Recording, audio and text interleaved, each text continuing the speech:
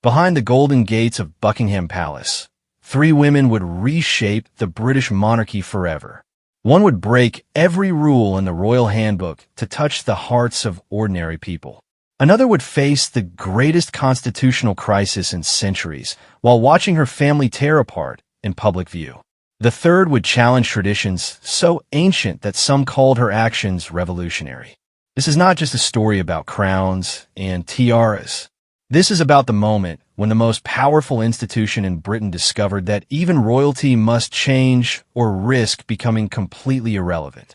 When a young princess decided that helping people mattered more than following protocol.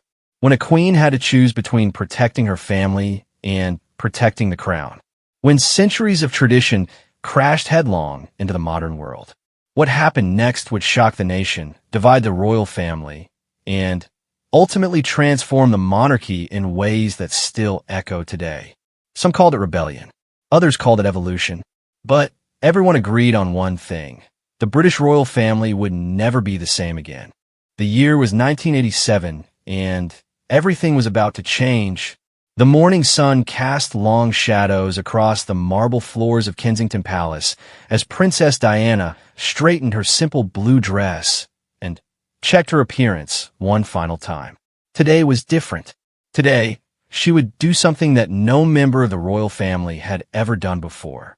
Today, she would shake hands with AIDS patients, and the world would never be the same. Lady Sarah McCorquodale, Diana's lady-in-waiting, stood nervously by the door, clutching a folder of official protocols. Her hands trembled slightly as she spoke. "Your Royal Highness, I must remind you that the palace has strongly advised against this visit. The risks are considered too great, and the Public Relations Department believes it could damage the monarchy's reputation." Diana turned from the mirror, her blue eyes flashing with determination. "Sarah, when did helping sick people become dangerous to anyone except those who are afraid of showing compassion? These people are dying, and they're dying alone because everyone is too frightened to even touch them." The princess walked to the window overlooking the palace gardens, where groundskeepers were tending to the roses her late father-in-law had planted decades before. Everything about this place spoke of tradition, of doing things the way they had always been done. But Diana Spencer had never been comfortable with tradition, especially when it stood in the way of doing what she believed was right. 3 miles away, at Buckingham Palace, Queen Elizabeth II sat in her private study, reviewing the morning schedule with her private secretary, Sir Robert Fellows.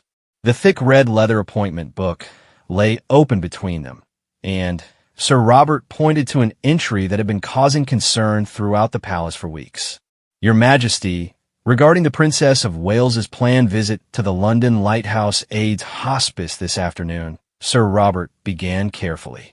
"The palace medical advisors have submitted their final report, and their recommendations remain unchanged. They believe the visit poses unnecessary risks, both health-wise and in terms of public perception." The Queen looked up from her papers, her expression unreadable. At 61 years old, she had spent 35 years on the throne, managing crisis after crisis with the same calm demeanor that had carried her through the Suez Canal crisis, the troubles in Northern Ireland, and countless family scandals. But this situation was different. This wasn't about politics or international relations.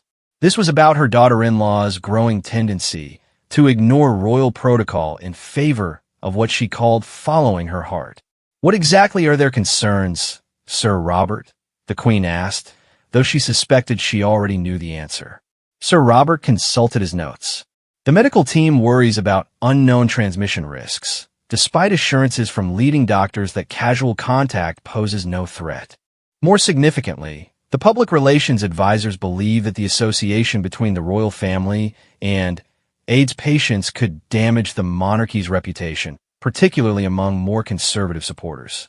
The Queen was silent for a long moment, her fingers drumming against the polished wood of her desk. Through her window, she could see tourists gathering outside the palace gates, many of them holding cameras and Union Jack flags. These were her people, the ones who looked to the royal family for stability and tradition in an increasingly changing world. But She also knew that times were changing, and institutions that failed to adapt often found themselves left behind. Meanwhile, at the London Lighthouse Hospice in Notting Hill, staff members prepared for the most important visit in their facility's short history. Dr. Margaret Johnson, the hospice director, gathered her team in the main conference room, her face serious as she addressed the 15 doctors and nurses who would interact with the princess. "I want everyone to understand the significance of today, Dr." Johnson said, her voice carrying the weight of someone who had fought countless battles for her patient's dignity. Princess Diana's visit isn't just a photo opportunity. It's a chance to show the world that AIDS patients are human beings who deserve compassion and respect, not fear and isolation. Nurse Patricia Williams raised her hand tentatively. "Dr. Johnson, what if something goes wrong?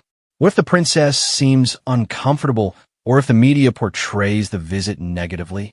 Dr. Johnson smiled for the first time that morning. "Patricia, from everything I've heard about Princess Diana, our biggest challenge won't be her discomfort.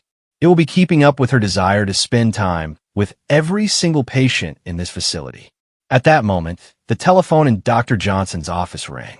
Her secretary answered, spoke briefly, then covered the receiver with her hand. "Dr. Johnson, it's Kensington Palace. The princess's private secretary wants to discuss the afternoon's arrangements." Dr. Johnson took the call, expecting to hear more restrictions or protocol requirements.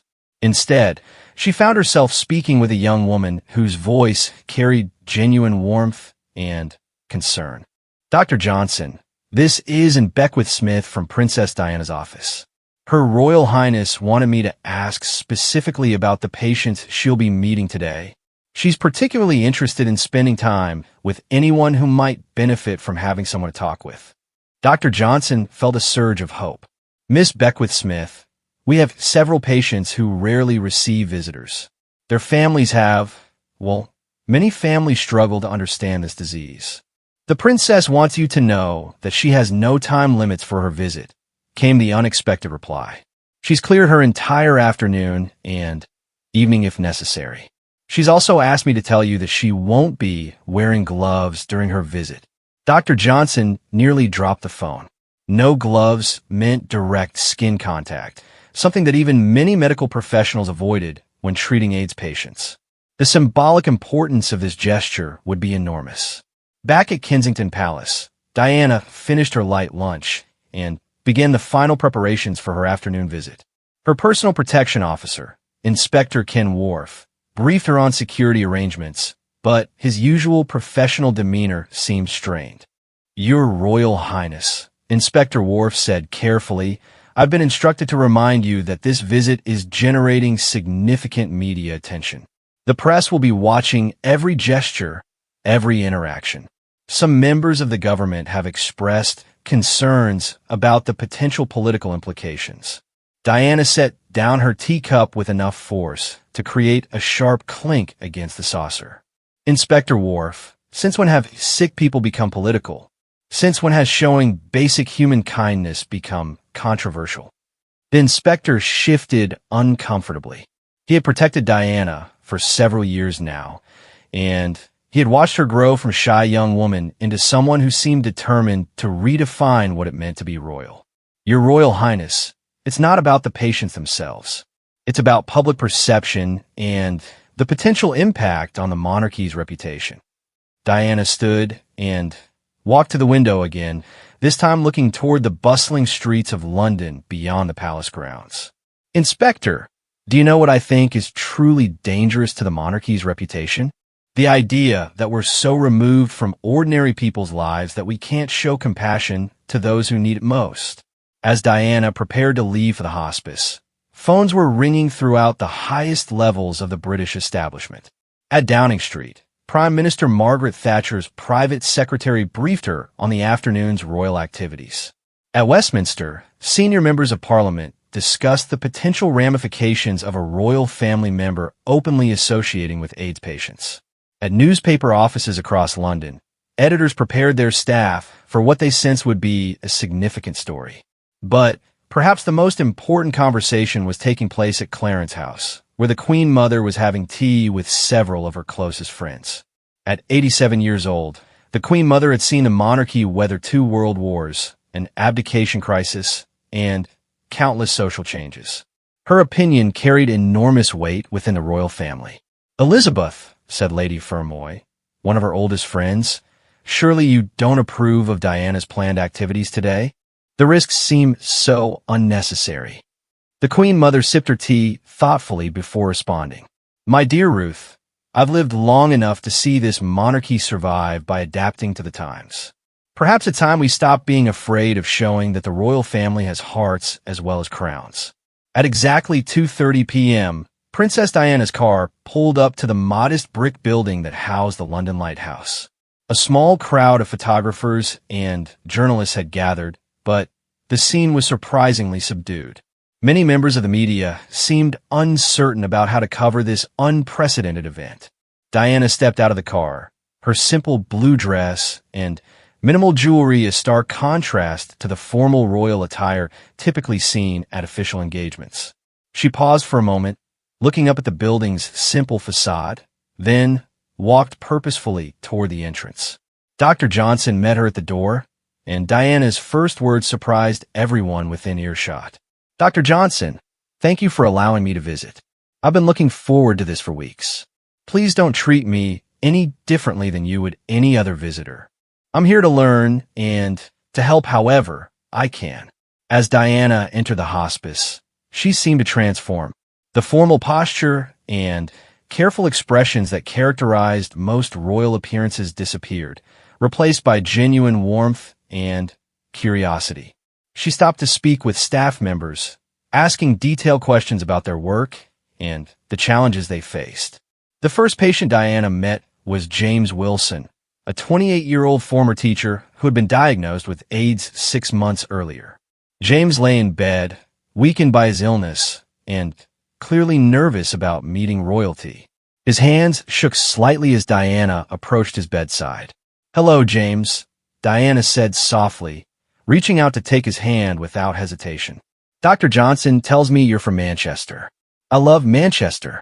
Tell me about your family there." The simple gesture of taking James's hand sent shockwaves through the room. Several staff members exchanged glances, and the handful of photographers who had been allowed inside began snapping pictures furiously. This was the moment that would define Diana's visit and potentially change public attitudes toward AIDS patients forever. James looked up at Diana with tears in his eyes.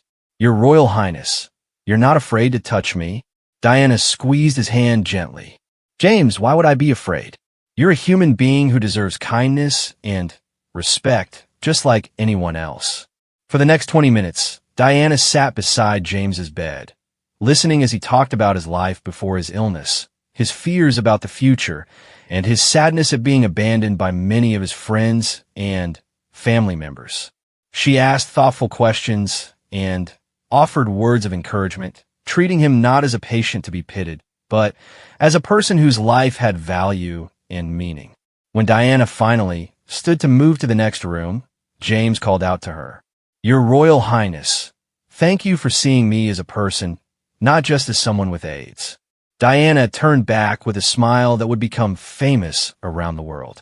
"James, that's exactly what you are, a person, and a very brave one." As Diana continued her tour of the hospice, word of her visit began to spread beyond the small group of invited media. Radio stations interrupted their regular programming to report on the princess's unprecedented decision to physically interact with AIDS patients. Television news departments rushed to prepare special coverage for their evening broadcasts. Back at Buckingham Palace, the Queen received regular updates on Diana's visit through her private secretary. Each report seemed to confirm her growing suspicion that her daughter-in-law was deliberately challenging established royal protocol in ways that could have far-reaching consequences. "Sir Robert," the Queen said during one of these updates, "what has been the initial reaction from the media?" Sir Robert consulted his notes.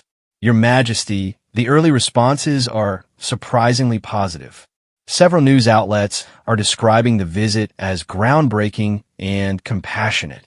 However, We've also received calls from certain conservative organizations expressing concern about the monarchy's association with controversial health issues.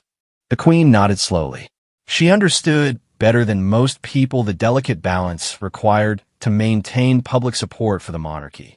Too much change could alienate traditional supporters, but too little change could make the institution seem irrelevant to younger generations. At the hospice, Diana continued to defy expectations.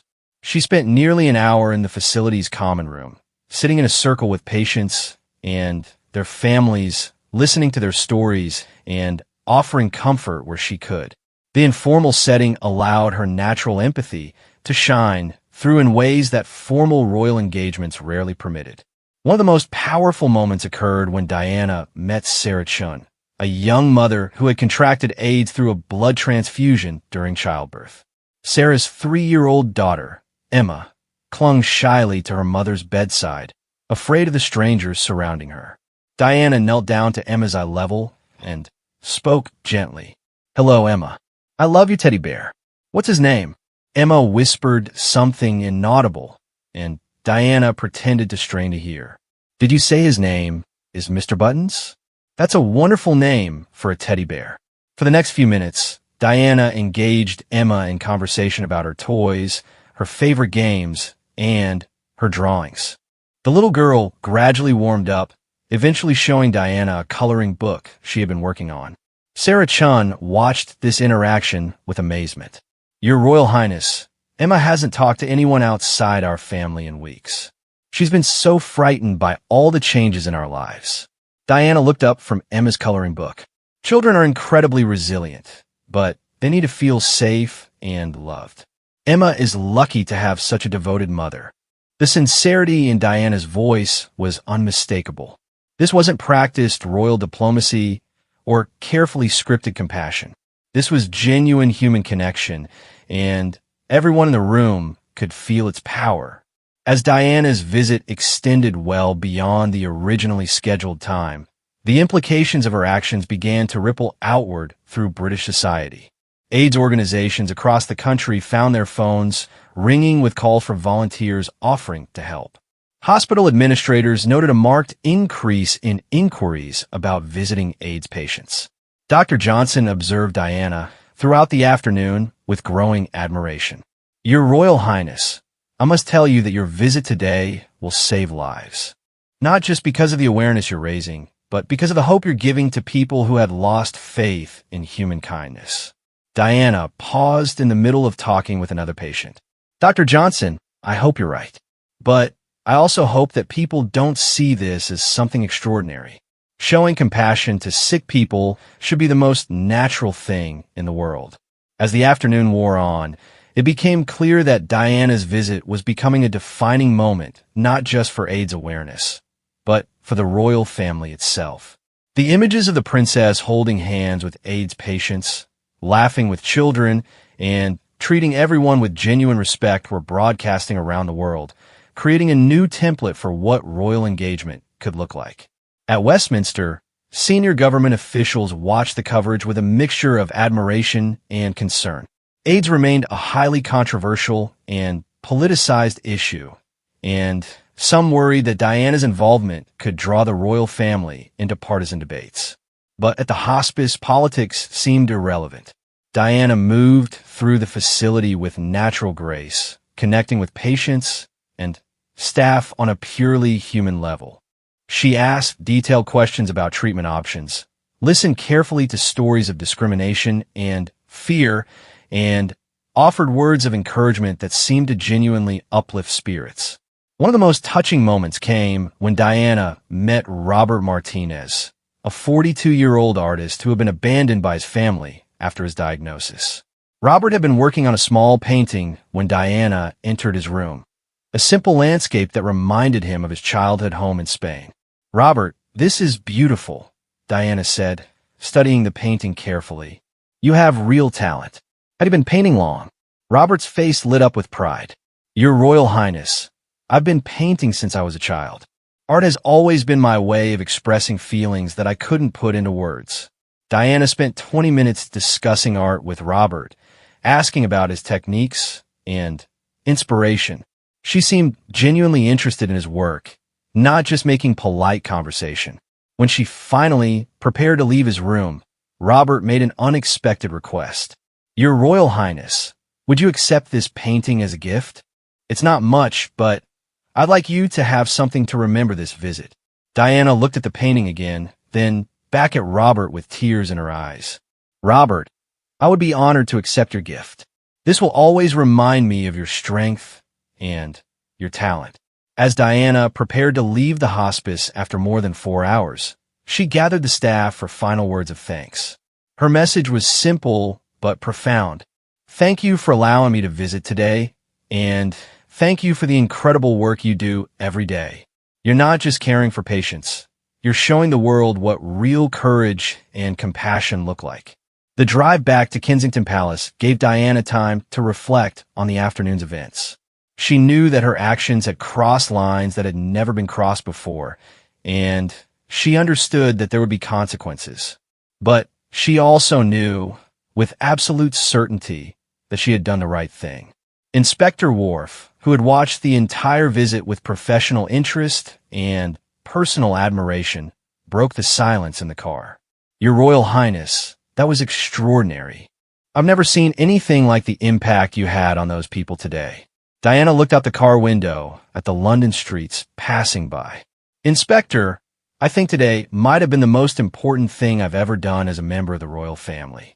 Not because I'm special, but because sometimes someone needs to be willing to do what everyone says is impossible." As Diana's car approached Kensington Palace, newspaper editors across London were already making decisions that would shape how the world remembered this day. The photographs of Diana holding hands with AIDS patients would appear on front pages around the globe, creating images that would define both her legacy and the beginning of a new era for the British monarchy. The evening news broadcasts that night sent shockwaves through every level of British society. In living rooms across the United Kingdom, families gathered around their television sets to watch unprecedented footage of Princess Diana shaking hands with AIDS patients, holding babies whose parents were dying, and treating people with a disease that terrified most of the population as if they were old friends. At Buckingham Palace, the Queen sat in her private drawing room with Prince Philip, watching the BBC's evening news coverage. The anchorman's voice carried a tone of amazement as he described Diana's 4-hour visit to the London Lighthouse Hospice. Behind him, photographs showed the princess sitting casually on patients' beds, laughing with children, and displaying an ease that seemed to come naturally. The Princess of Wales has today shattered centuries of royal protocol, the newsreader announced, by becoming the first member of the royal family to have direct physical contact with AIDS patients. Her actions today have been described by medical experts as both medically safe and symbolically revolutionary. Prince Philip shifted uncomfortably in his chair. At 66 years old, he had spent decades supporting his wife through various challenges to the monarchy, but Diana's growing independence presented a different kind of problem. "Elizabeth, this is precisely what we were concerned about. She's acting completely on her own initiative, without regard for the broader implications." The Queen remained silent, her expression thoughtful as she watched footage of Diana kneeling beside a young patient's bed. As a mother and grandmother, she couldn't help but feel moved by the genuine compassion displayed in the images. As a monarch, she understood the potential consequences of her daughter-in-law's actions. "Philip," the Queen said finally, "what exactly are we concerned about? That she showed kindness to sick people, or that she did so without asking our permission first?" The question hung in the air between them, highlighting the fundamental tension that Diana's visit had exposed. Was the royal family's primary obligation to follow protocol and maintain traditional distance from controversial issues, or was it to demonstrate leadership through moral courage? 3 miles away at Clarence House, the Queen Mother was having a very different reaction to the evening's news coverage. At 87 years old, she had lived through the monarchy's evolution from a distant, formal institution to one that needed to connect with ordinary people to maintain relevance. Her telephone had been ringing constantly since the news broke. "Your Majesty," her private secretary announced. Lord Chamberlain Maclean is on the telephone. He's requesting guidance on how to respond to media inquiries about today's events. The Queen Mother picked up the telephone with a slight smile. Lord Maclean, I trust you've seen the news coverage of Diana's visit today? Yes, Your Majesty. The palace has received dozens of calls from various organizations and government officials. Some are praising the princess's actions, while others are expressing serious concerns about the precedent this sets. The Queen Mother's voice carried the authority of someone who had helped guide the monarchy through its most challenging moments. Lord Maclean, I've lived through 2 world wars, an abdication, and countless social changes. In my experience, the monarchy survives by showing moral leadership, not by avoiding difficult situations. Meanwhile, at St. James's Palace, Prince Charles was reviewing the day's events with his private secretary, Commander Richard Aylard. Charles had spent the afternoon attending an environmental conference in Scotland, and news of his wife's hospice visit had reached him only through urgent telephone calls from his staff. Sir, the media response has been overwhelmingly positive, Commander Aylard reported. However, we've received calls from several government departments expressing concern about the political implications of the princess's actions. Charles stood at the window of his study, looking out at the London skyline.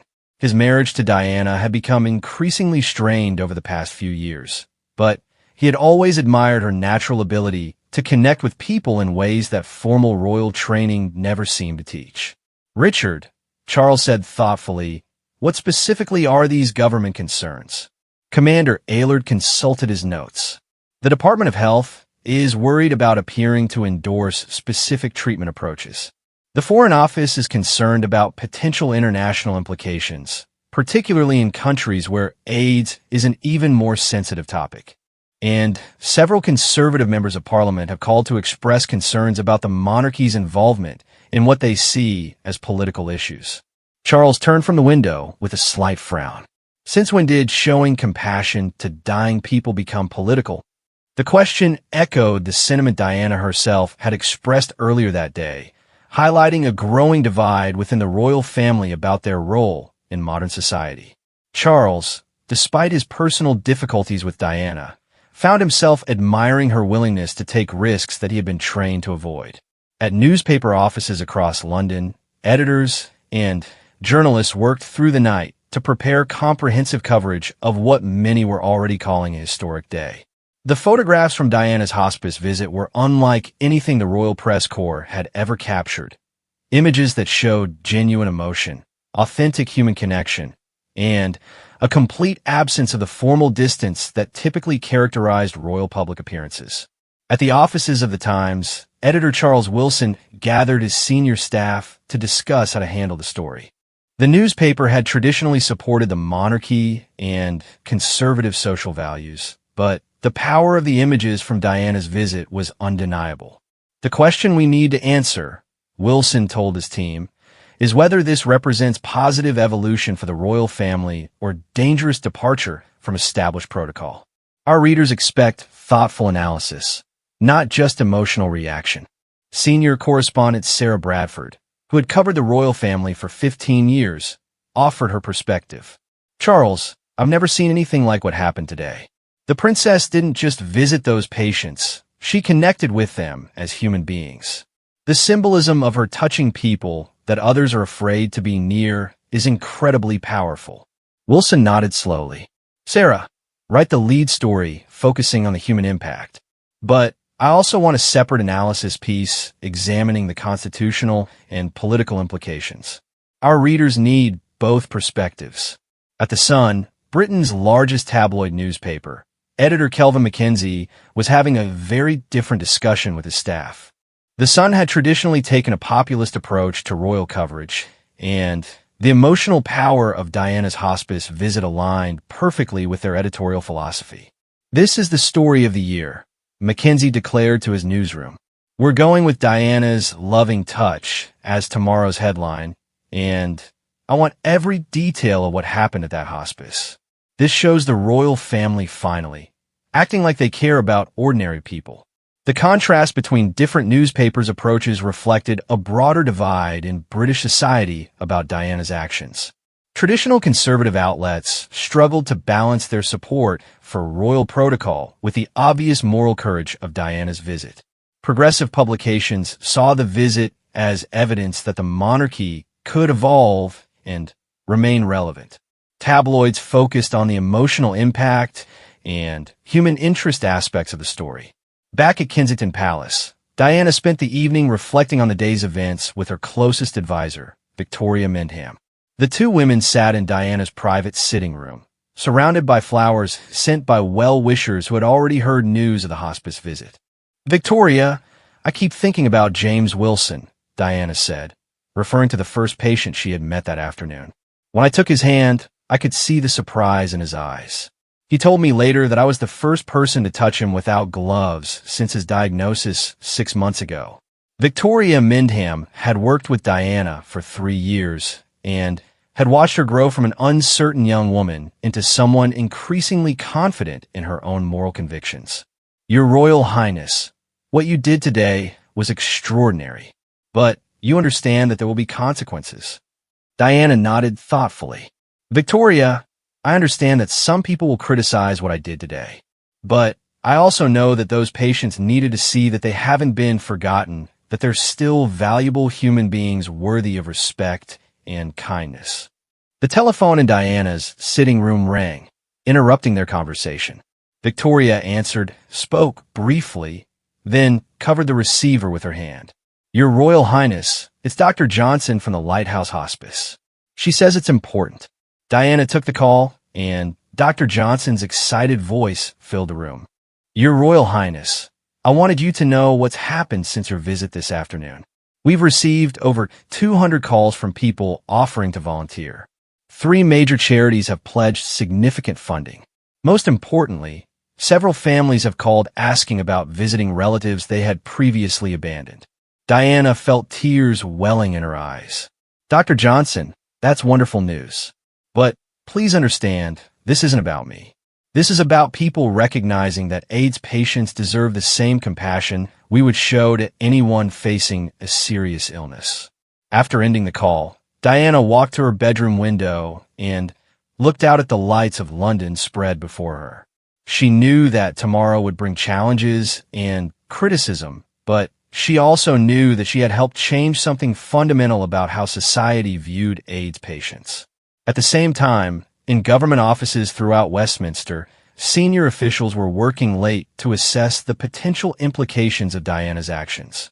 The Department of Health found itself fielding calls from international organizations wanting to know if the British government's AIDS policy had changed.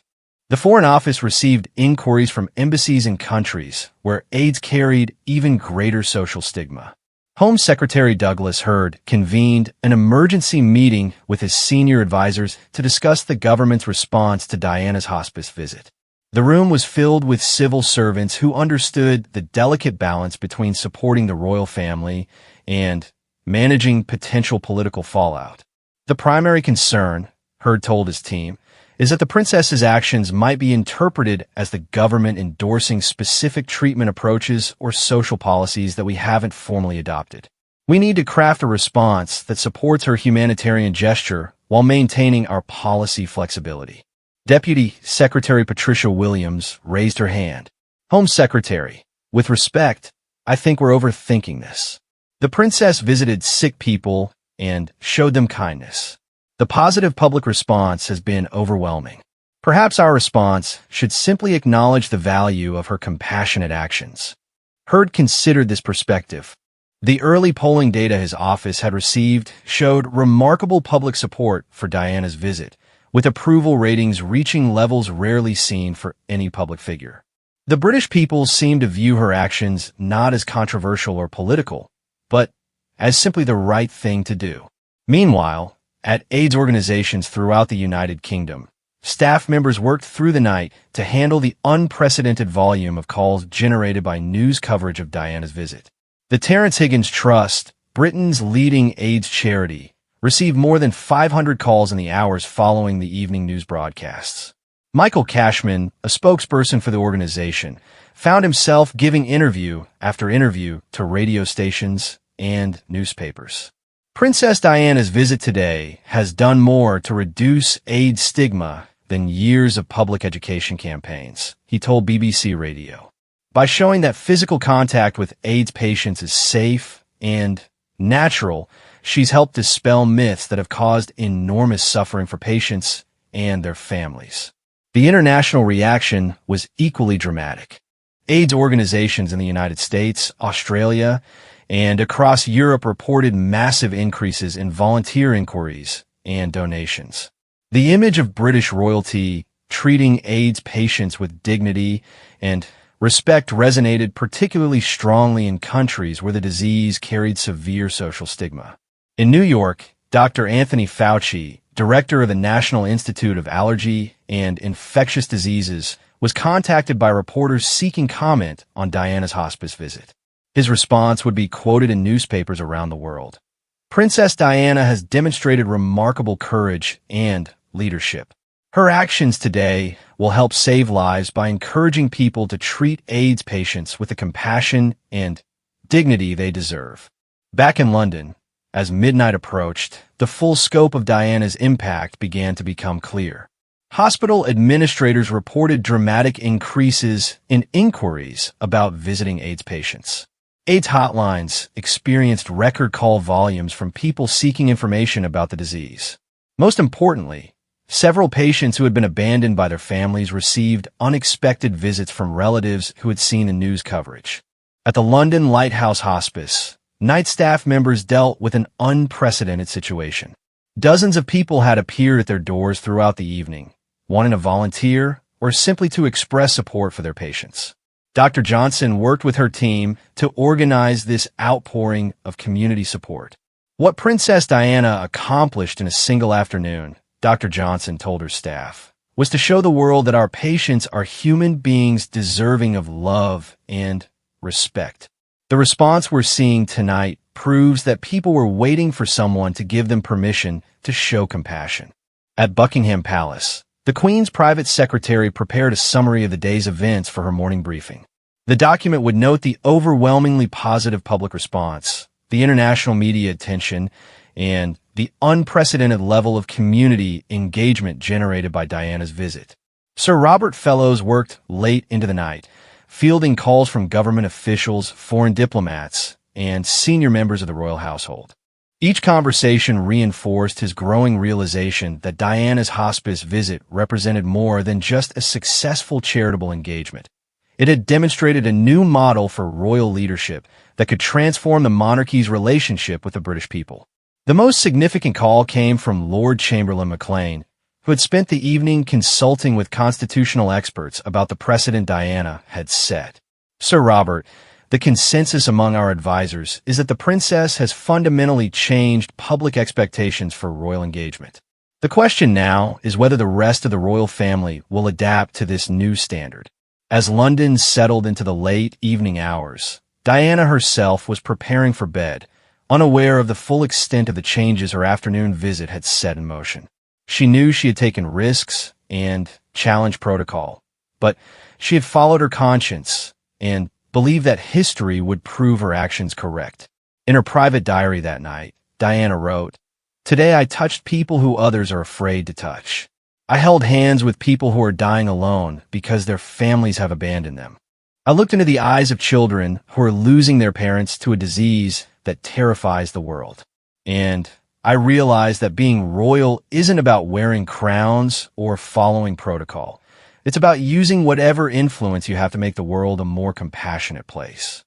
The next morning would bring new challenges and controversies, but it would also bring confirmation that Diana's actions had touched something deep in the British people's hearts. Her willingness to break with tradition in order to show basic human kindness had opened a new chapter in the monarchy's evolution, one that would reshape how future generations understood the role of royalty in modern society. The morning briefing at Buckingham Palace on February 10th, 1987, was unlike any in Queen Elizabeth II's 35-year reign. Sir Robert Fellows entered the Queen's private study carrying 3 thick folders of documents, newspaper clippings, and urgent messages that had accumulated overnight following Diana's hospice visit. "Your Majesty," Sir Robert began carefully, "the response to yesterday's events has been extraordinary in both scope and intensity.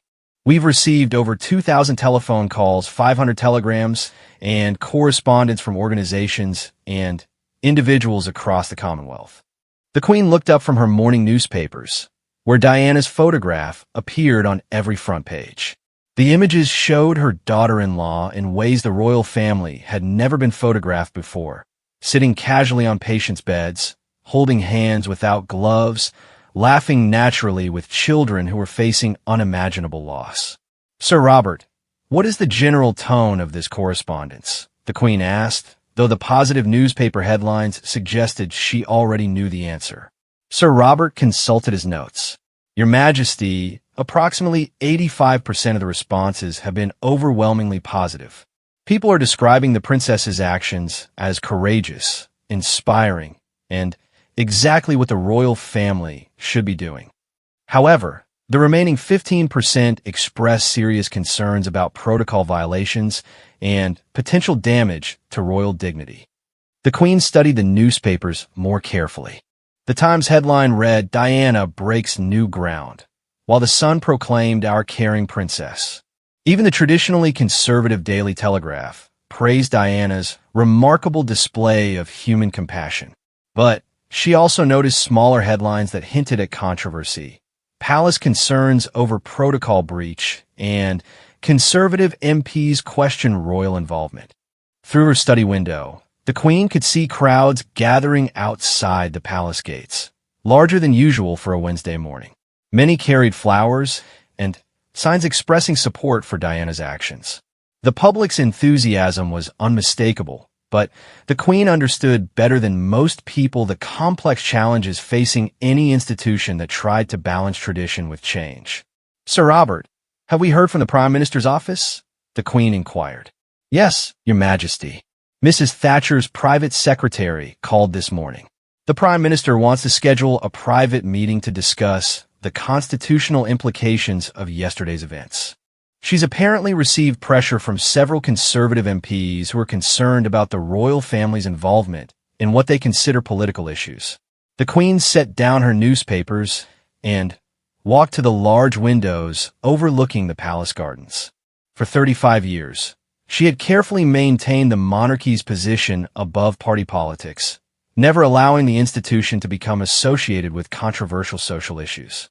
But Diana's actions had thrust the royal family directly into one of the most sensitive and politicized health crises in modern history. At the same time, across London at 10 Downing Street, Prime Minister Margaret Thatcher was having her own morning briefing about Diana's hospice visit. The Iron Lady sat at her desk, reviewing overnight polling data that showed remarkable public support for the princess's actions. "Prime Minister," her private secretary reported, "the public approval ratings for Princess Diana's visit are unprecedented. 87% of respondents described her actions as appropriate or admirable. More significantly, 62% said her visit made them more supportive of the royal family overall." Thatcher studied the numbers with the analytical mind that had made her one of Britain's most formidable political leaders. The data suggested that Diana had tapped into something profound in the British character, a desire to see their institutions demonstrate moral leadership rather than just ceremonial functions. "What has been the reaction from our party members?" Thatcher asked. Her chief of staff consulted his notes. "Mixed, Prime Minister. Progressive conservatives are praising the princess's humanitarian gesture, while traditional conservatives worry about the precedent this sets. Several backbench MPs have requested meetings to discuss their concerns about royal involvement in AIDS policy." Thatcher considered this information carefully. AIDS remained a highly charged political issue, with conservative religious groups arguing for policies focused on moral behavior rather than compassion for patients. Diana's very public display of care for AIDS patients had effectively positioned the royal family on what many conservatives considered the wrong side of a cultural divide. But Thatcher was also a pragmatist who understood the importance of public opinion. The overwhelmingly positive response to Diana's actions suggested that the British people were ready for leadership that emphasized compassion over ideology. Meanwhile, at Clarence House, The Queen Mother was receiving her own briefings about the previous day's events. At 87 years old, she had lived through the monarchy's most challenging periods and had developed strong opinions about what made the institution successful. "Your Majesty," her private secretary announced, "Lord Chamberlain Maclean is here to discuss the palace's response to yesterday's events." Lord Chamberlain David Maclean entered the Queen Mother's sitting room with a grave expression of someone carrying the weight of constitutional responsibility. As the senior ceremonial officer of the royal household, he was responsible for maintaining the dignity and protocol that had governed royal behavior for centuries. "Your Majesty," Lord Maclean began, "we face an unprecedented situation. The Princess of Wales has fundamentally departed from established protocol in ways that could have far-reaching constitutional implications." The Queen Mother invited him to sit, then poured tea with the calm demeanor that had made her one of the monarchy's most respected figures. "Lord Maclean, tell me exactly what protocol the princess violated." Lord Maclean shifted uncomfortably in his chair. "Your Majesty, members of the royal family have traditionally maintained appropriate distance from controversial political and social issues. Direct physical contact with patients suffering from politically sensitive diseases was explicitly discouraged in our guidelines." The Queen Mother sipped her tea thoughtfully. "Lord Maclean, when did showing kindness to sick people become controversial? When did basic human compassion become political?" The question highlighted the fundamental challenge facing the royal family. Traditional protocol had been designed to protect the monarchy from association with partisan issues, but it had also created distance between the royal family and the everyday experiences of ordinary people. Back at Buckingham Palace, the Queen was meeting with her constitutional advisor, Sir Godfrey Agnew, to discuss the legal and ceremonial implications of Diana's actions. Sir Godfrey had served the monarchy for 20 years and was considered one of the foremost experts on royal protocol. "Your Majesty," Sir Godfrey explained, "the princess's actions yesterday were unprecedented, but not necessarily improper from a constitutional perspective. Members of the royal family have considerable discretion in their charitable activities, provided they don't explicitly endorse political positions." The Queen considered this assessment. "Sir Godfrey, do you believe the princess's visit could be interpreted as political endorsement?" Sir Godfrey paused before responding. "Your Majesty, the princess carefully avoided making any statements about government policy or medical treatment approaches. She simply showed compassion to sick people. From a legal standpoint, her actions fall within acceptable bounds. From a protocol standpoint, they represent a significant departure from tradition. This distinction between legal acceptability and traditional protocol was crucial to understanding the dilemma facing the Queen. Diana had not violated any formal rules, but she had challenged centuries of precedent about how royalty should behave in public. At Kensington Palace, Diana was preparing for her next scheduled engagement, a visit to a children's hospital in Birmingham. Her private secretary, and Beckwith Smith, briefed her on the day's logistics while carefully monitoring the ongoing reaction to yesterday's hospice visit. "Your Royal Highness," and reported, "the palace has received requests from over 30 media organizations for interviews about yesterday's visit. There are also invitations from AIDS organizations around the world asking you to visit their facilities." Diana listened to these updates while reviewing her notes for the Birmingham hospital visit. The contrast between the two engagements was striking. The Children's Hospital represented traditional royal charitable work, while the AIDS hospice had thrust her into uncharted territory. And Diana said thoughtfully, "I want to make something clear. Yesterday's visit wasn't about creating controversy or challenging anyone. It was about reminding people that AIDS patients are human beings who deserve the same compassion we would show to anyone facing serious illness."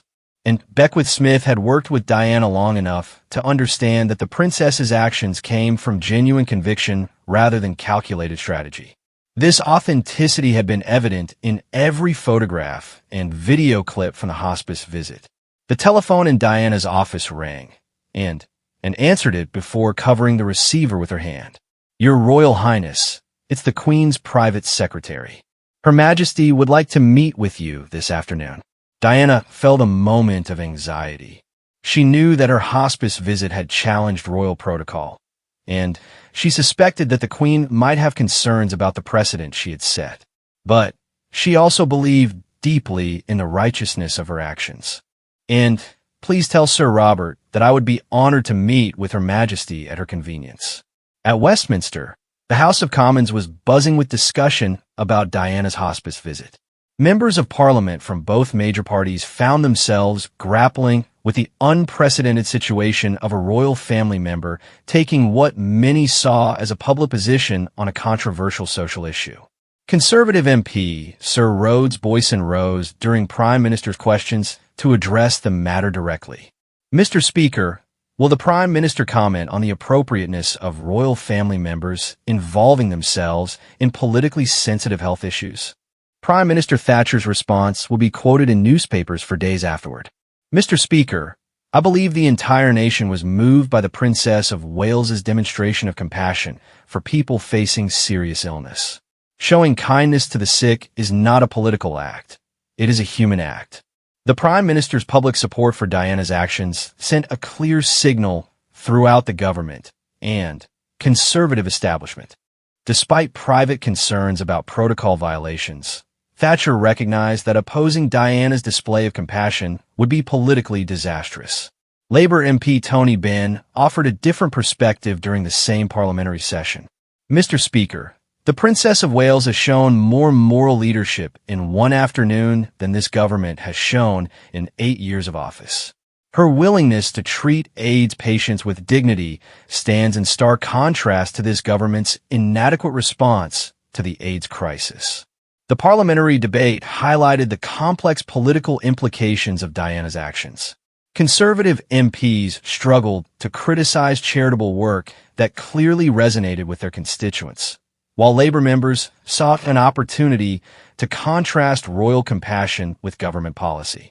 At the same time, in hospital AIDS wards across Britain, the impact of Diana's visit was becoming tangible. The Royal London Hospital reported a 300% increase in volunteer applications. St. Mary's Hospital in Manchester noted that several families had contacted them about visiting relatives they had previously avoided. The symbolic power of Diana's touch had given people permission to overcome their own fears about AIDS. Dr. Jonathan Mann, director of the World Health Organization's Global Program on AIDS, issued a statement from Geneva that would be distributed to media outlets worldwide. The Princess of Wales has demonstrated remarkable courage and leadership. Her actions will help reduce the stigma that prevents effective AIDS prevention and care around the world.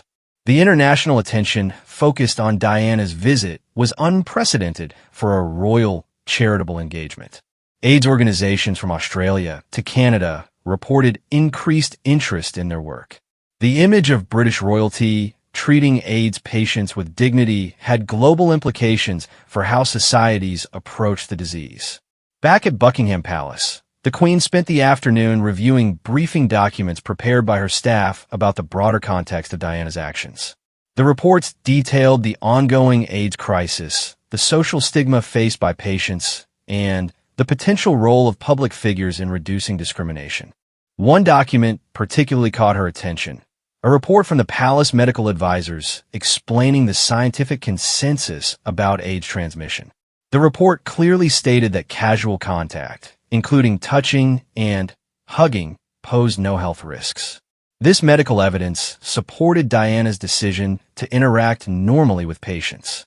Sir Robert Fellows entered the Queen's study as she finished reviewing the documents. Your Majesty, the Princess of Wales has arrived for your meeting. The Queen nodded, knowing that the conversation ahead would be one of the most important of her reign. Diana's actions had forced a fundamental question about the monarchy's role in modern society. Should the royal family continue to maintain traditional distance from controversial issues, or should they demonstrate moral leadership even when it challenged protocol? As Diana was escorted to the Queen's private study, she reflected on the extraordinary 24 hours since her hospice visit. The positive public response had been overwhelming, but she understood that her actions had created tensions within the royal establishment. She also knew that the Queen's reaction would largely determine whether her approach to royal duties would be supported or discouraged. The meeting between the Queen and Diana would last over an hour and would establish principles that would guide the monarchy's evolution for decades to come. The conversation would touch on duty and conscience, tradition and change, protocol and humanity. Most importantly, it would determine whether Diana's compassionate approach to royal engagement represented an isolated incident or the beginning of a new model for how the British royal family related to their people. Outside Buckingham Palace, crowds continued to gather, many carrying flowers and messages of support for Diana's actions. The British people had spoken clearly about their approval of the princess's hospice visit, but the real test would be whether the monarchy could evolve to meet their changing expectations while maintaining the dignity and stability that had allowed it to survive for over 1,000 years. The Queen's private study at Buckingham Palace had witnessed countless historic conversations over the decades, but the meeting that took place on the afternoon of February 10, 1987, would rank among the most significant. As Princess Diana entered the room, she was acutely aware that the next hour would likely determine the future direction of her royal role and potentially reshape the monarchy itself. "Diana, please sit down," the Queen said, gesturing toward the comfortable armchair across from her desk. The formality in her voice was unmistakable, but there was also something else, a quality that Diana couldn't quite identify, but hoped might be understanding. Diana took her seat and waited, her hands folded carefully in her lap. She had spent the morning preparing for this conversation, knowing that she would need to articulate not just what she had done, but why she believed it was necessary. The Queen studied her daughter-in-law for a moment before speaking. At 25, Diana had grown considerably since her wedding 6 years earlier.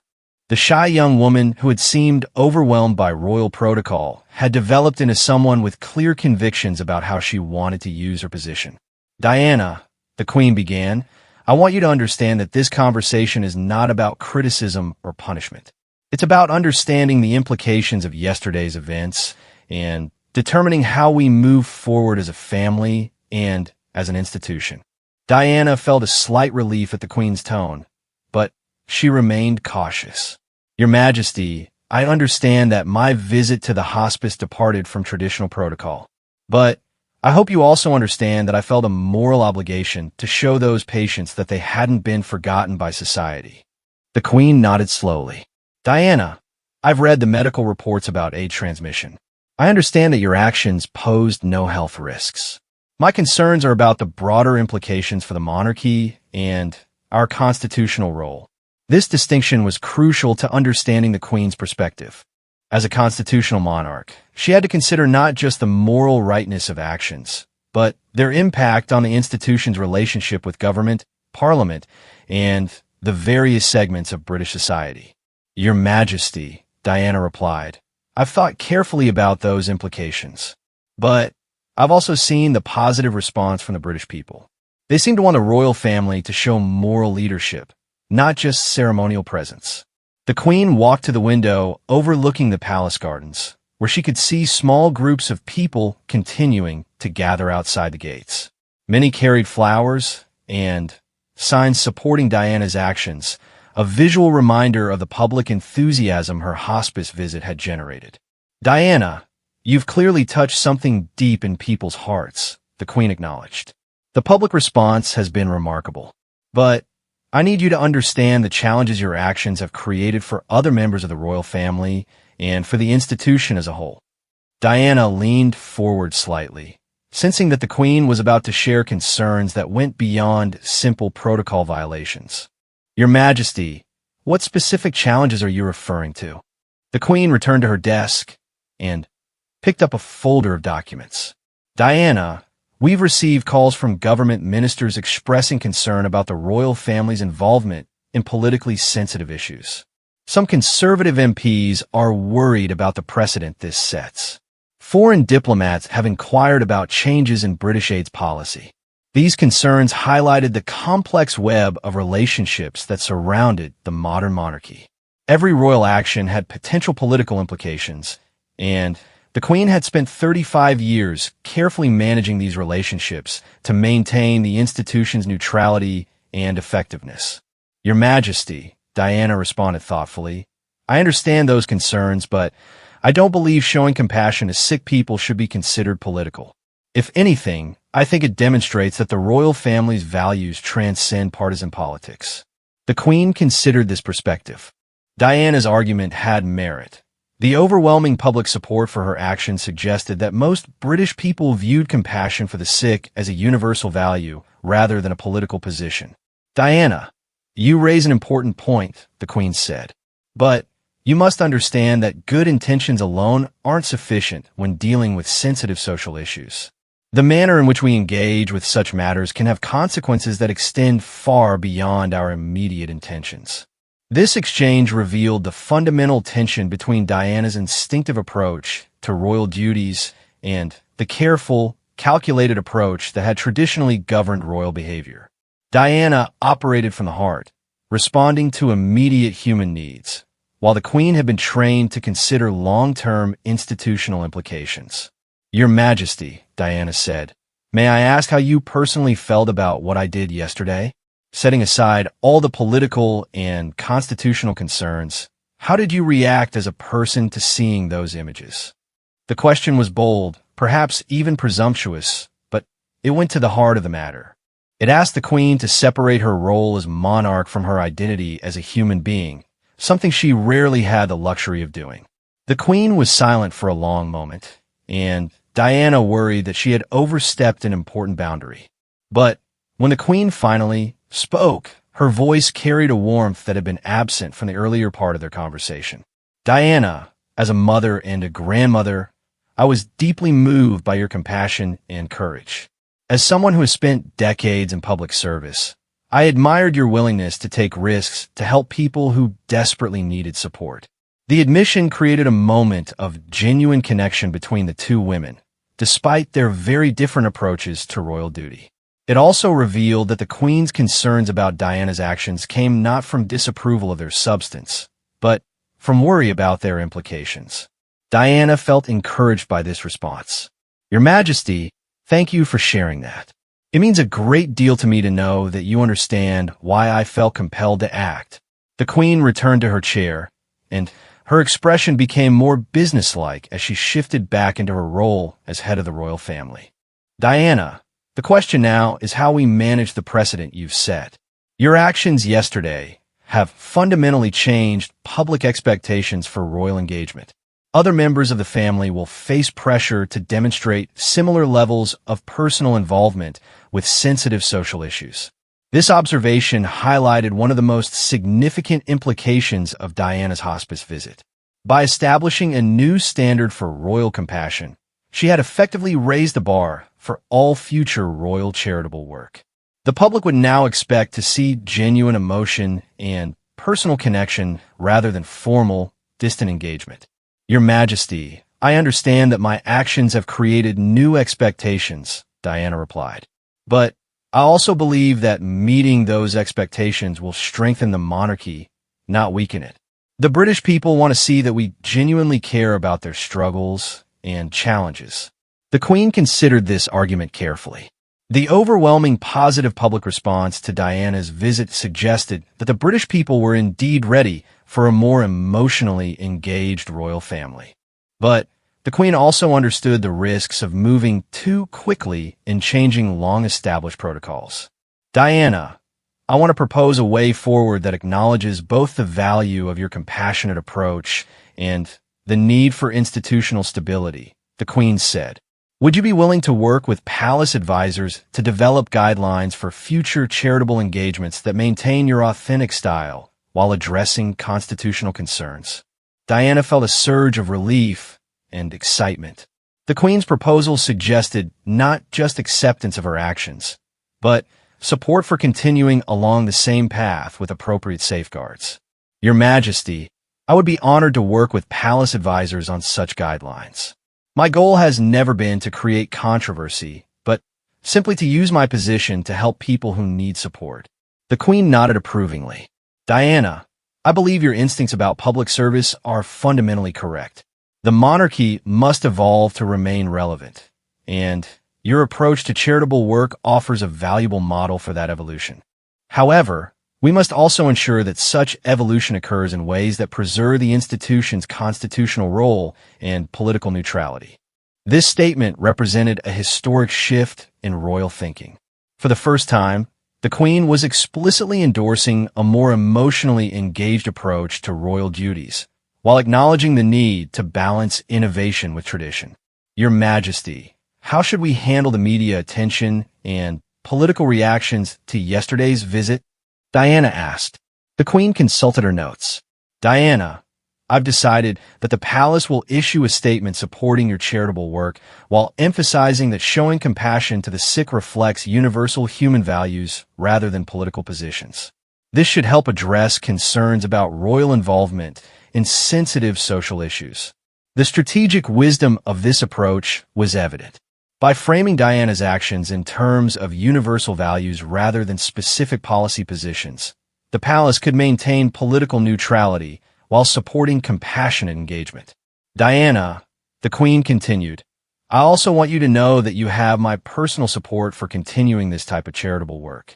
Your visit yesterday clearly demonstrated that the royal family can make a meaningful difference in people's lives, and that's exactly what we should be doing. Diana felt tears welling in her eyes. The Queen's support meant more than any amount of public praise or media coverage. It validated not just her specific actions, but her entire approach to using her royal position to help others.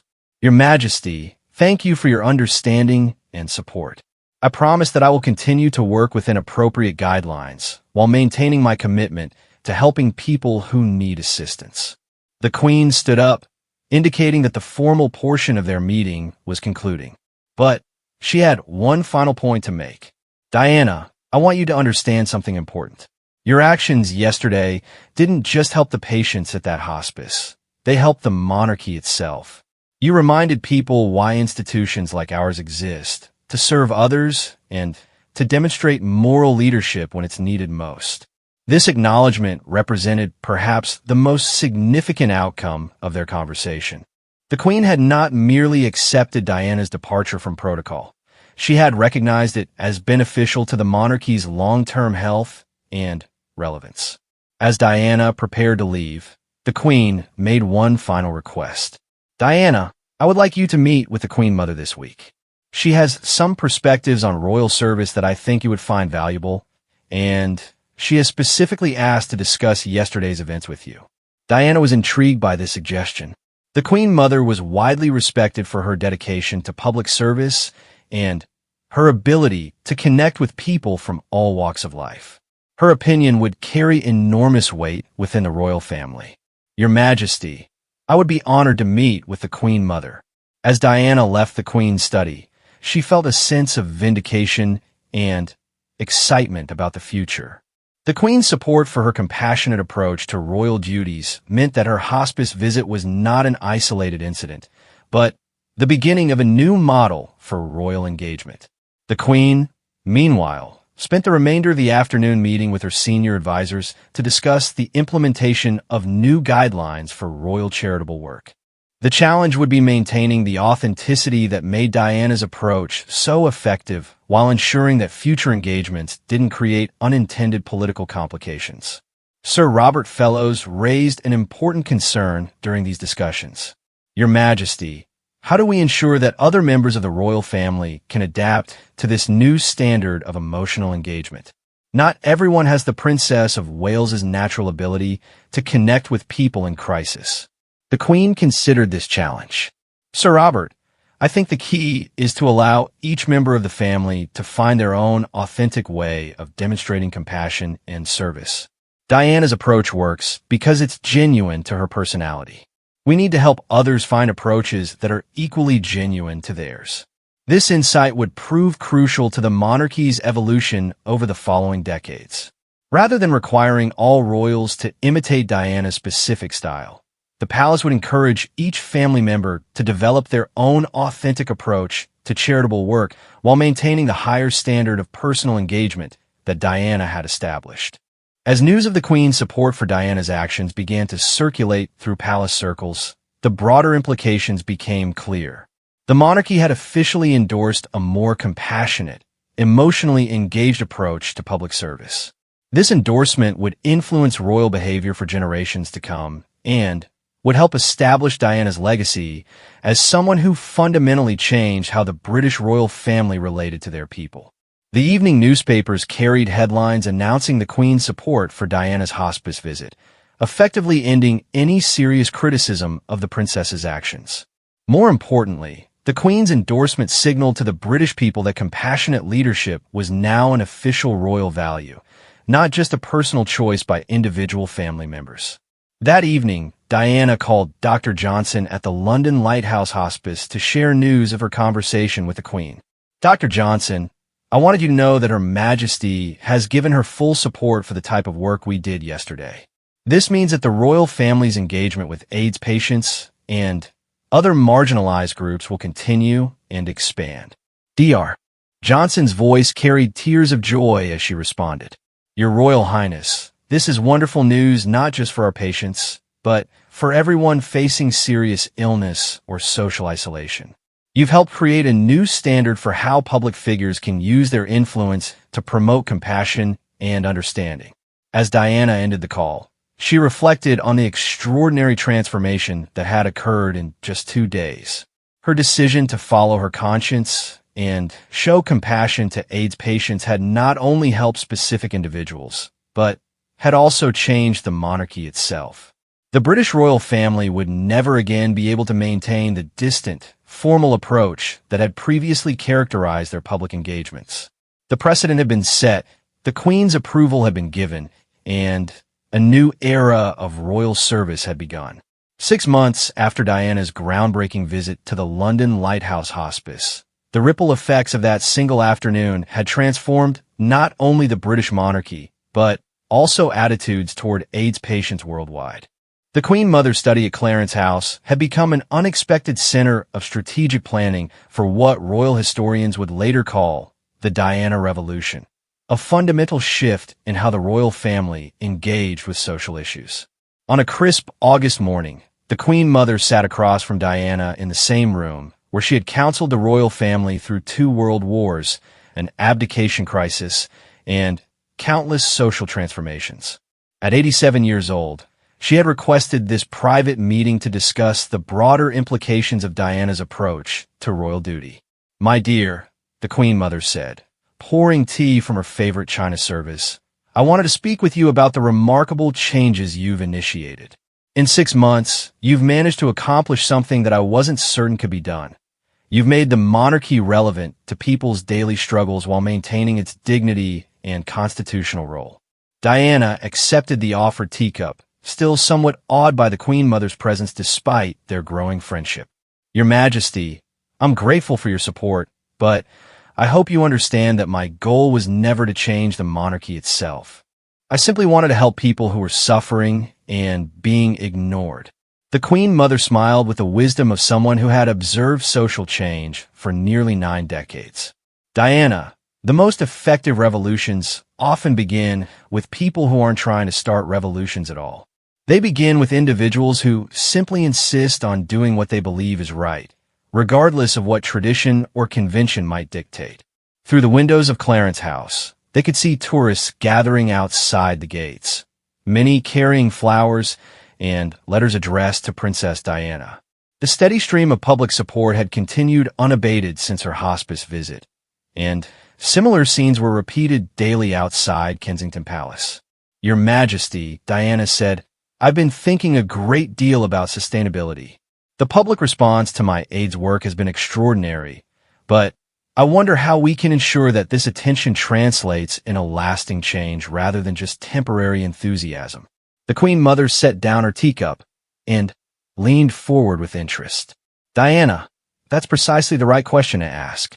I've lived long enough to see many well-intentioned efforts fail because they focused on creating dramatic moments rather than building lasting institutions.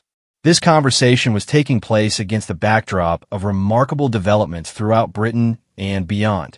The London Lighthouse Hospice had expanded its services significantly, funded by donations that poured in following Diana's visit.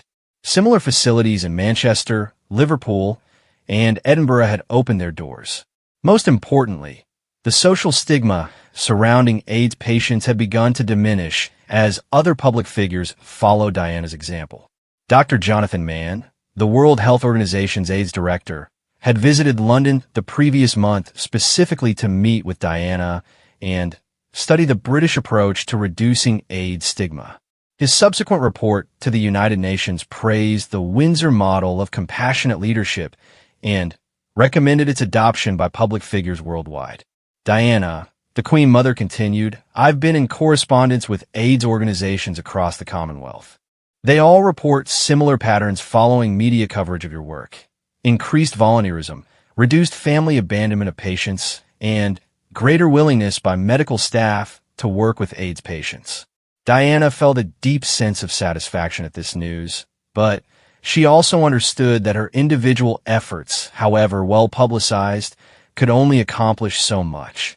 "Your Majesty, how can we institutionalize this approach so that it doesn't depend on my personal involvement in every case?"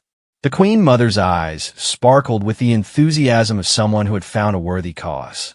"Diana, I've been discussing this exact question with the Archbishop of Canterbury and several university researchers. We believe there's an opportunity to establish a new framework for royal charitable engagement that could outlast any individual member of the family." This ambitious vision reflected the Queen Mother's understanding that Diana's AIDS work represented something larger than charitable activity. It demonstrated a new model for how public institutions could address social problems through moral leadership rather than just policy statements. The telephone in the Queen Mother's study rang, interrupting their conversation. Her private secretary answered, spoke briefly, then approached their table. "Your Majesty, it's Prime Minister Thatcher's office. They're requesting an update on the royal family's planned charitable initiatives for the autumn." The Queen Mother accepted the call, while Diana reflected on how dramatically the government's attitude had shifted. 6 months earlier, conservative MPs had worried about royal involvement in AIDS issues. Now, the Prime Minister's office was actively seeking royal participation in their social policy initiatives. "Prime Minister," the Queen Mother said into the telephone, "I'm delighted to hear about your office's interest in expanding royal charitable work. Princess Diana and I have been discussing ways to institutionalize the compassionate approach she pioneered." Diana could hear only one side of the conversation, but the Queen Mother's responses suggested that Mrs. Thatcher was proposing unprecedented collaboration between the government and the royal family on social issues. After ending the call, the Queen Mother turned back to Diana with evident excitement. "Diana, the Prime Minister has just proposed something extraordinary.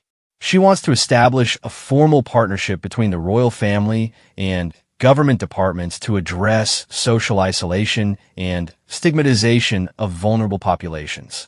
Diana felt a mixture of excitement and apprehension. Government partnership could provide resources and reach that individual royal efforts could never achieve, but it could also risk politicizing the monarchy in ways that might undermine its long-term effectiveness. "Your Majesty, what specific role would the royal family play in such a partnership?" The Queen Mother consulted her notes from the conversation. According to the Prime Minister, the royal family would serve as moral advocates and public champions for marginalized groups, while government departments would provide funding and policy support. The goal would be to replicate the AIDS model across other social issues. This proposal represented a fundamental shift in the relationship between a monarchy and government. Traditional royal charity work had been carefully separated from government policy, but Diana's success had demonstrated the potential power of combining royal influence with official resources. "Your Majesty, I'm intrigued by this possibility, but I'm also concerned about maintaining the authenticity that made the AIDS work effective. If royal compassion becomes too institutionalized, might it lose its power to inspire genuine change?" The Queen Mother nodded approvingly. "Diana, that's exactly the right concern to raise. The challenge will be creating structures that amplify individual compassion rather than bureaucratizing it." At that moment, A knock at the study door announced the arrival of an unexpected visitor. The Queen Mother's secretary entered, followed by a young man who appeared to be in his early 30s. "Your Majesty, Your Royal Highness," the secretary announced, "this is Michael Davidson from the London Lighthouse Hospice. He asked to speak with you about developments since the princess's visit." Diana recognized Michael immediately. He had been one of the patients she had met during her February visit. At that time, he had been confined to bed and appeared near death. Now, 6 months later, he stood before them looking healthy and energetic. "Your Royal Highness," Michael said, his voice filled with emotion, "I wanted to thank you personally for what you did for all of us. But more importantly, I wanted to tell you about the changes your visit created that go far beyond media coverage." Diana gestured for Michael to sit down, eager to hear his perspective. The Queen Mother also showed keen interest, understanding that Michael's first-hand experience could provide insights that official reports might miss. "Michael," Diana said, "I'm so pleased to see you looking well. Please tell us about these changes you've observed." Michael composed himself before speaking. "Your Royal Highness, when you visited our hospice in February, most of us hadn't had visitors in months. Our families had abandoned us, our friends had stopped calling, and we felt completely isolated from the world. Your willingness to touch us, to treat us as normal human beings, gave other people permission to do the same." The Queen Mother leaned forward with interest. "Michael, can you give us specific examples of these changes?" Michael's face brightened as he described the transformation he had witnessed. "Your Majesty, in the 6 months since the princess's visit, our hospice has gone from a place where people came to die alone to a community center where patients' families visit regularly, where volunteers outnumber patients, and where people come not just to receive care, but to give it as well." Diana felt tears welling in her eyes as she realized the full scope of what her simple gestures had accomplished. "Michael, are you saying that the stigma around AIDS has actually diminished?" Michael nodded enthusiastically. "Your Royal Highness, it hasn't disappeared completely, but it has diminished dramatically. When I go to medical appointments now, nurses don't wear excessive protective gear. When I tell people about my diagnosis, they don't immediately back away. Most importantly, other AIDS patients are no longer afraid to seek treatment because they know they'll be treated with dignity." The Queen Mother asked the crucial question, "Michael, do you believe these changes are permanent, or might they fade as media attention decreases?" Michael considered this carefully before responding. "Your Majesty, I think the changes are permanent because they're based on people's direct experience rather than just media coverage. Once someone has actually interacted normally with an AIDS patient, they can't go back to believing we're dangerous or less than human." This insight highlighted the genius of Diana's approach. Rather than trying to change attitudes through public relations campaigns or educational programs, she had created opportunities for direct human contact that made prejudice impossible to maintain. "Michael," Diana asked, "what would you recommend for extending this approach to other marginalized groups?" Michael's response revealed his deep understanding of what had made Diana's AIDS work so effective. "Your Royal Highness, I think the key is authenticity and direct personal contact. People responded to your AIDS work because they could see that you genuinely cared about us as individuals, not just as representatives of a cause." The Queen Mother nodded thoughtfully. "Michael, that's a profound observation. It suggests that effective social change requires not just policy modifications, but fundamental shifts in how people relate to each other." After Michael's departure, Diana and the Queen Mother continued their discussion with a deeper understanding of what had been accomplished and what possibilities lay ahead. The AIDS work had proven that royal influence, when applied with genuine compassion and authentic personal engagement, could create profound social change that extended far beyond immediate charitable objectives. "Diana," the Queen Mother said, "Michael's visit has clarified something important for me. Your approach to royal service doesn't just help specific individuals. It demonstrates to society how they should treat marginalized people. You're not just providing charity, you're modeling social behavior." This insight captured the transformative nature of Diana's impact. By showing that she, as a prominent public figure, could interact normally and compassionately with AIDS patients, she had given ordinary people both permission and motivation to overcome their own fears and prejudices. Your Majesty, that gives me an idea, Diana replied with growing excitement. What if we applied this modeling approach to other social issues? What if members of the royal family could demonstrate compassionate engagement with homeless people, elderly individuals in care facilities, or families dealing with mental health challenges? The Queen Mother's eyes lit up with possibility. Diana, you're describing a comprehensive transformation of royal public service. Instead of traditional ceremonial functions, the royal family could become active advocates for social inclusion and human dignity. This vision represented a radical departure from centuries of royal tradition. But the success of Diana's AIDS work provided compelling evidence that such an approach could strengthen rather than weaken the monarchy's relationship with the British people. The two women spent the next hour outlining specific initiatives that could extend Diana's compassionate model to other areas of social concern. They discussed visits to homeless shelters, partnerships with mental health organizations, and programs to support isolated elderly citizens. Your Majesty, Diana said, I'm excited by these possibilities, but I'm also aware that implementing such changes will require careful coordination with other members of the royal family. How do we ensure that everyone is comfortable with this new approach?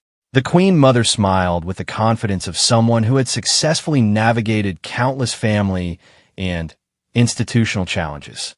Diana, the key is to allow each family member to find their own authentic way of demonstrating compassion.